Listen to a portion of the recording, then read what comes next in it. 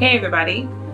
Today we're going to talk about language. I know that seems like a very broad topic, but I feel that to better improve our communication with each other, it's important to know where it tends to break down. So let's talk language. I'm Tatiana and you're listening to My Words of Wisdom. So language. It's a pretty basic concept. I talk, you talk. As long as we speak the same language, we understand each other. But do we? Does everything I say come across the same way? Do all words have the same meaning to everybody just because we're speaking English? No. No, they do not. There are some things that we expect to have different meanings. Soda, pop, cola.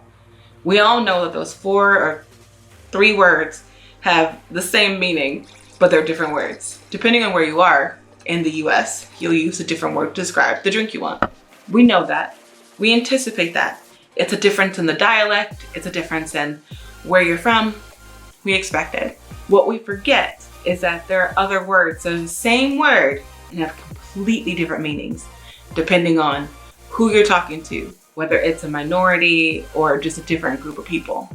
I kind of want to talk about why it's important for us to acknowledge that difference and understand that if you've noticed a communication breakdown between you and someone who's not from the same group as you, and that can be a minority, like, racially, ethnically, sex differences, gender differences. It could even be within the different socioeconomic classes. We use the same words to describe completely different things. A really easy example of this is the word love.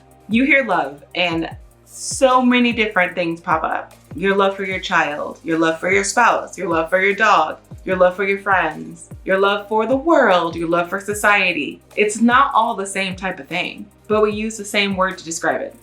We know that after we use that word, what we're looking for is context. So if I say, I love my spouse, then you know that we're talking about a different love than if I say, I love my car. It's not the same. So the importance is recognizing that even with words that we use all the time, they have different meanings. That includes when we're talking to each other across socioeconomic and cultural lines. One example I have is a friend of mine. We were having this conversation and it was really deteriorating. Like, it was breaking down very hard.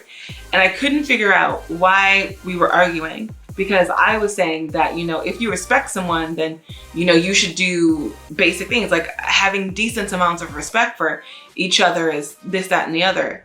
And they were saying, well, no, I don't have to respect so-and-so. Why would I respect them? And it was just this, we were not on the same page at all, until I stopped and I asked, what does respect mean to you? And their definition was so different than mine. When I've been using respect, I was thinking common courtesy. I respect everyone, as in extend common courtesy to everyone. She was using a whole different definition, where it was basically a layer above common courtesy. Reverence was basically what she was talking about when she said respect. Now, if they're saying reverence and I'm saying common courtesy, and we're both saying show each other respect, and we're clashing, the clash isn't over what we think it's over. The clash is over our definitions of words. Because the second we stopped and went, oh yeah, no, I don't mean it that way. Oh yeah, no, I don't mean it that way. Oh wait, these are your criteria for reverence? Oh yeah, totally agree with those. Oh, well, common courtesy, yeah, I give that to everybody. All of a sudden, what had turned into this heated argument became us just being like, oh yeah, no, we totally agree. The problem was we were using such a small word to describe something so big. And that happens a lot of the time, where we use a word and we assume that the other person we're talking to has the same definition as us. So before you run off and cut off all your ties with people who are saying crazy things, before you end relationships that seem strong, maybe stop when you can and when you're able and ask a couple of questions. What does this word mean to you?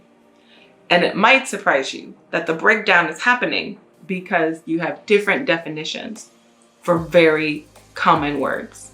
So, do you agree with me? If not, again, that's okay. Let me know in the comments below. Remember to like, share, and subscribe. And as always, Thank you for listening.